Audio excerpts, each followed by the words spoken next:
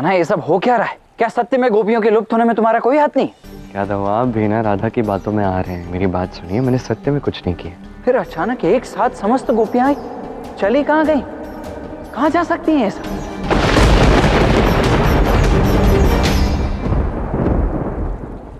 चिंता मत कीजिए दाऊ, हर समस्या का समाधान होता है। इस समस्या का भी होगा। और हमारी राधा रानी ने ही तो कहा है कि ये स्थान सर्वश्रेष्ठ है, तो ऐसे स्थान पर समस्या के लिए कैसा स्थान? संपूर्ण गांव में मैंने गोपियों को ढूंढ लिया, एक भी गोपी नहीं मिली। मुझे तो पूर्ण विश्वास है कि ये सब कुछ कृष्ण का किया धरा है, ताकि हम सब मिलकर उसे माँ के समक्ष प्रश्न न पूछे कि वो मुझसे प्रेम करता है या नहीं। सही कहा तुमने, मुझे भी यही लगता है कि ये सब कृष्ण ने ही किया है। वो तो बालपन से ही मुझे सताता रहता है, परंतु आज ऐसा नहीं होगा। आज जैसा हम चाहते हैं सब कुछ वैसे ही होगा। किंतु कैसे मैया? हम कैसे कृष्ण से बुलवाएंगे कि वो जो सब कर रहा है वो छल है और वो मुझसे प्रेम करता है?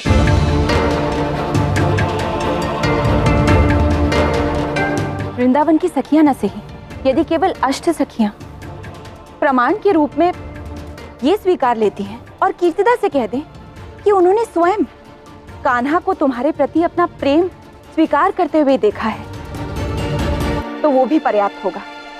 राधा, तुम केवल अपनी सखियों को बुला लाओ, हम अभी चलकर कीर्तिदा से बात करते हैं। उन्हें तो मैं पहले ही माँ के पास जाने के लिए कह चुकी हूँ, वो बस पहुँचती ही होंगी। तो फिर चलो, हम भी घर लौटते हैं।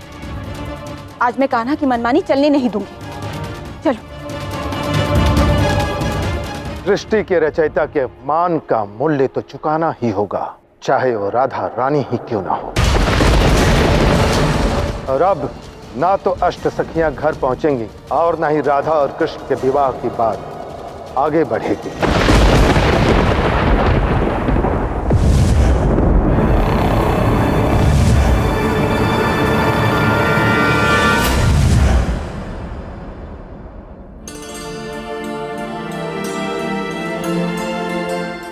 माँ, अष्टसखियाँ आपसे मिलने नहीं आई? नहीं तो राधा, क्यों, क्या हुआ? तुम जाके ढूंढो उन्हें, तब तक मैं कीर्तिदा से बात करती हूँ। जी। कीर्तिदा, तुमसे एक महत्वपूर्ण बात करनी थी। बैठिए ना। मुझे तुमसे राधा के विवाह के विषय में बात करनी थी। हाँ जीजी, बताइए ना। कीर्तिदा, तुमने मुझसे कहा था ना कि यदि मेरी दृष्टि में राधा के लिए एक योग्य और अच्छा वर हो तो मैं तुम्हें अवश्य बताऊं। बस उसी विषय में बात करनी थी तुमसे। जीजी, आपको लड़का मिल भी गया? बताइए ना जीजी, कौन है वो? अरे नहीं नहीं, मैं नहीं, अष्ट सखियां स्वयं तुम्हें बताएंगी कि वो कौन है। बस एक बार वो आ जाए तो फिर तुम उनसे स्वयं पूछ लेना, और उस वर के विषय में जो भी प्रश्न हो वो सब भी पूछ लेना। मुझसे तो प्रतीक्षा ही नहीं होगी। ये अष्ट सखियां है कहाँ?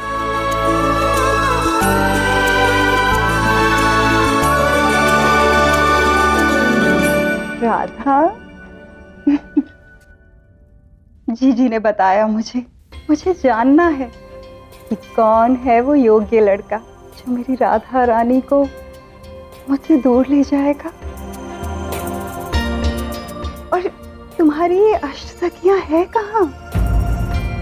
हाँ, अब तो बस अष्ट सखियां शीघ्र आ जाएं, क्योंकि अब मैं भी जानने के लिए उत्सुक हूँ कि उस वर के विषय में तुम्हारा क्या विचार है। कीर्तिदा, राधा, कहाँ है तुम्हारी सखियां? उन्हें तो मैंने सब जगह ढूंढ लिया, बाबा और नंद बाबा से भी पूछा, उन्हें भी ज्ञात नहीं है कि वो कहाँ है। न जाने वो कहाँ चली गई। हम उनकी प्रतीक्षा कर लेते हैं यहीं पर।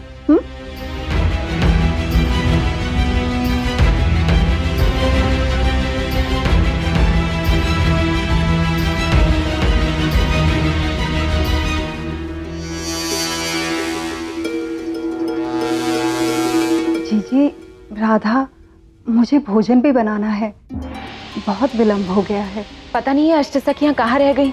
कोई बात नहीं, वो जैसे ही आएंगी हम उन्हें सीधे तुम्हारे पास ले आएंगे, है ना राधा?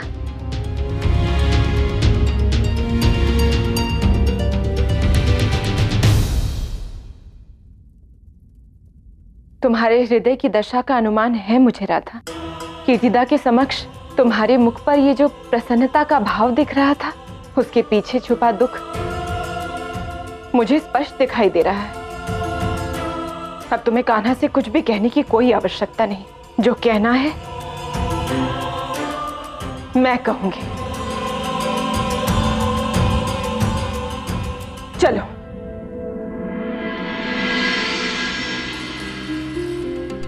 कितना निष्ठुर है रे तू। तेरे लिए किसी की भावनाओं का कोई मोल है भी या नहीं? क्या हुआ मैया? इतना भोला मत बन कान्हा, जैसे तू कुछ जानता ही नहीं। मैं बार बार तेरी शरारतों के लिए तुझे क्षमा कर देती हूँ, परंतु इस बार तूने सारी सीमाएं लांघ दी हैं। इस बार तू जो खेल खेल रहा है ना कान्हा, वो लोगों की भावनाओं के साथ खेल रहा है और ये उचित नहीं है। तो मैया बस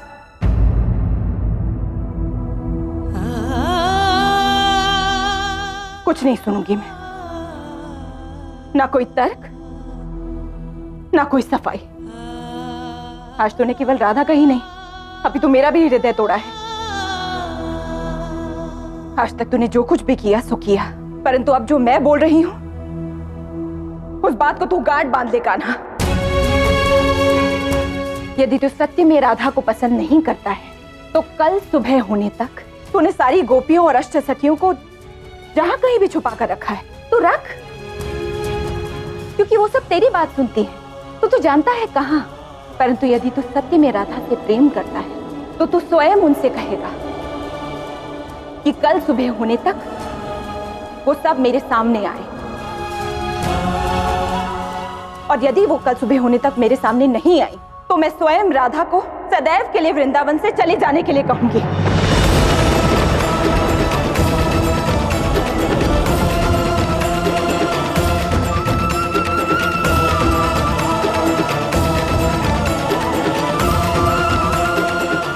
राधा की ओर क्या देख रहा है तू? हाँ, जब तू उसे पसंद ही नहीं करता तो तुझे तो कोई अंतर ही नहीं लगना चाहिए ना। वो यहाँ रहे या कहीं और तो रहने देना ये ढोंग। वैसे भी कल तो निर्णय हो ही जाएगा। या तो तू ये स्वीकार करेगा कि तू राधा से प्रेम करता है, अन्यथा राधा को वृंदावन त्यागना होगा सदैव के लिए।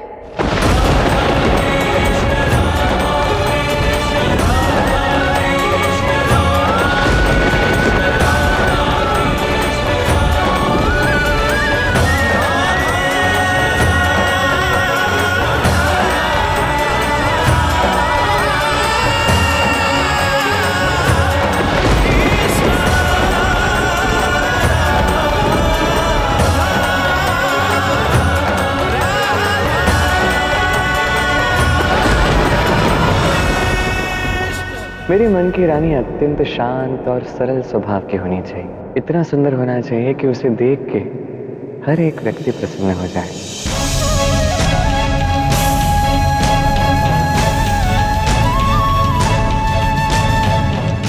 यदि कृष्ण को गौवंश के साथ दुर्व्यवहार करने के लिए दंडित किया जा रहा है तो ये दंड मुझे भी मिलना चाहिए। मैं भी कृष्ण के साथ वनवास जाऊंगी।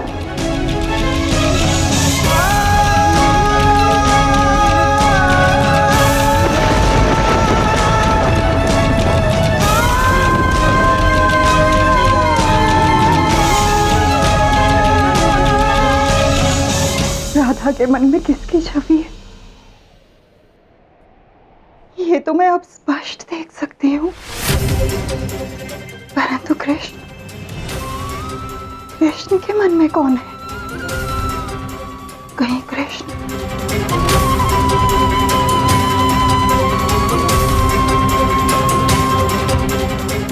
मुझे शीघ्र ही तारे से बात करनी होगी। ब्रह्मदेव, आप स्वयं को सर्वश्रेष्ठ सिद्ध करने के लिए जो कुछ भी कर रहे हैं उससे सभी को कष्ट हो रहा है प्रभु। श्री कृष्ण, देवी राधा, यशोदा मैया सभी के सभी दुखी हैं।